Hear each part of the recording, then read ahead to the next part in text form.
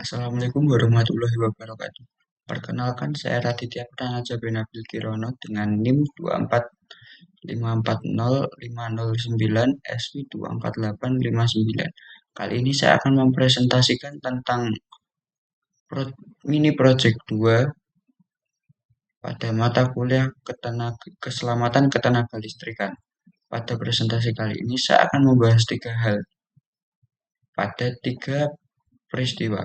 Tiga hal tersebut adalah yang pertama, musibah ketenaga listrikan yang akan terjadi jika insiden pemicu ada sehingga menimbulkan ketidakselamatan ketenaga listrikan. Yang kedua, jika kondisi ketidakselamatan itu terjadi, apa yang menyebabkannya? Yang ketiga, ketentuan apa yang tidak dipenuhi atau dilanggar. Sebutkan ketentuan tersebut diatur di mana bagian apa pada perundang-undangan yang ada di Indonesia. Saya telah menyertakan dokumen yang akan saya bahas pada kolom deskripsi video ini. Peristiwa pertama, saya akan membahas tentang tiang listrik miring.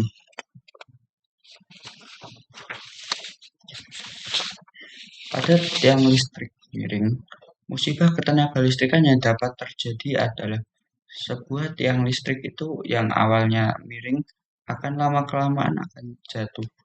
Bila jatuh, pembangunan ulang tiang listrik tersebut akan merugikan material. Selain itu, apabila tiang listrik tersebut jatuh, listrik yang seharusnya dapat disediakan oleh PLN untuk dimanfaatkan oleh khalayak umum akan terganggu karena untuk sementara aliran arus listrik yang melewati kabel tersebut akan diputus. Selain itu, saat sebuah tiang yang awalnya miring tersebut akan jatuh, hal itu dapat membahayakan karena kabel yang terkait pada tiang listrik tersebut mengandung aliran listrik yang dapat menyebar di tanah yang dapat membahayakan manusia, hewan, atau properti di sekitar. Yang kedua, jika kondisi keselamatan itu terjadi, apa yang menyebabkannya? Pada dasarnya, sebuah bangunan atau kolom lebih mudahnya dapat terpengaruh oleh pergeseran tanah ataupun bencana alam seperti gempa bumi. Namun, saat saya analisis secara langsung pada tempat kejadian, saya memperkirakan bahwa yang terjadi mungkin adalah pengaruh gempa bumi atau pengaruh pemasangan tiang tersebut pada daerah yang kurang pas karena saya kira daerah tersebut memiliki kualitas tanah yang cukup baik karena berada di dalam kebun. Saya kira tanah-tanah yang berada di sekitar tiang listrik tersebut terikat dengan baik oleh akar-akar tumbuhan yang ada di sekitar. Namun setelah saya amati lebih lanjut, saya memperkirakan bahwa kemungkinannya karena pemasangan tiang listrik tersebut berada pada sebuah gundukan tanah yang lebih tinggi daripada permukaan di sekitarnya yang memungkinkan untuk terjadinya pergeseran lebih tinggi dari yang awalnya saya kira. Dan ketentuan apa yang tidak dipenuhi atau dilanggar dan diatur di mana? Menurut analisis saya, ketentuan yang dilanggar pada tiang listrik yang miring adalah Undang-Undang Ketenaga Listrikan Nomor 30 Tahun 2009 Pasal 1 Ayat 1 yang menyebutkan bahwa ketenaga listrikan adalah segala sesuatu yang berkaitan dengan penyediaan dan pemanfaatan tenaga listrik serta sarana prasarana yang mendukungnya. Secara sekilas tidak disebutkan tentang tiang listrik yang miring tersebut, namun karena menyinggung tentang sarana dan prasarana yang mendukung penyediaan dan pemanfaatan, jadi tiang listrik termasuk di dalamnya. Dalam pasal tersebut dijelaskan bahwa setiap komponen yang mendukung penyediaan dan pemanfaatan harus dalam kondisi terbaik. Seperti sebuah tiang tidak boleh dalam keadaan miring, akan tetapi harus dalam keadaan yang tegak dan tidak membahayakan sekitar.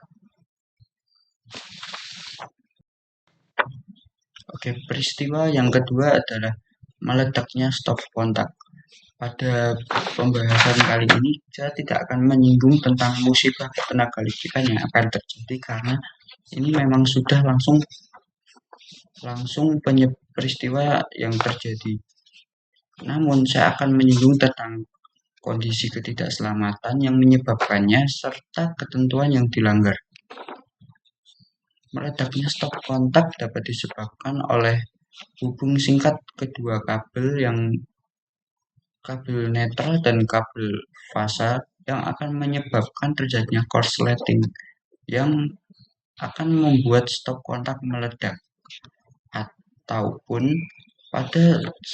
pada plat yang berada di dalam stop kontak tidak dalam keadaan baik alias tidak layak untuk digunakan. Ketentuan apa yang tidak dipenuhi atau dilanggar? Menurut saya, ketentuan yang dilanggar adalah Permen Perin nomor 84 garis miring M/IND garis miring per garis miring 10 garis miring 2014 yang mengatur tentang standar nasional Indonesia untuk produk-produk elektronika dan kelistrikan termasuk perangkat ini. Jika stop kontak meledak akibat kurangnya perawatan, ini berkaitan dengan kegagalan mematuhi standar kualitas dan keamanan yang telah diatur oleh peraturan ini. Dengan adanya peraturan ini diharapkan sebuah perangkat elektronik dapat bekerja dengan maksimal dan tidak memberikan dampak yang berbahaya kepada lingkungan. Peristiwa yang ketiga adalah tidak adanya penutup cover dari stop kontaknya sendiri.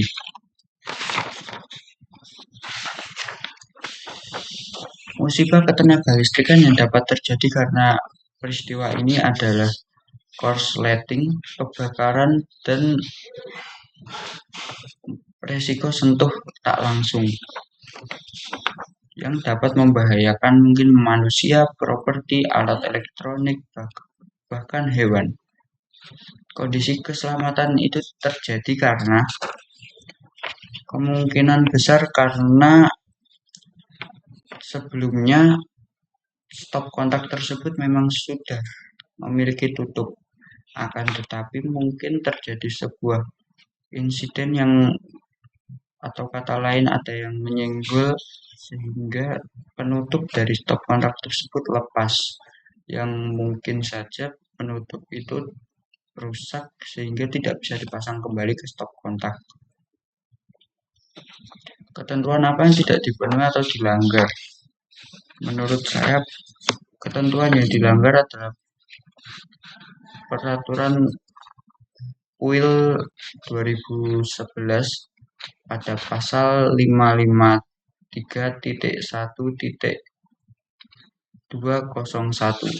Pasal ini menyatakan tentang setiap stop kontak untuk keperluan rumah tangga dan keperluan sejenisnya harus berjenis berpenutup, dan untuk instalasi listrik sebaiknya berjenis yang mematuhi BS 1363.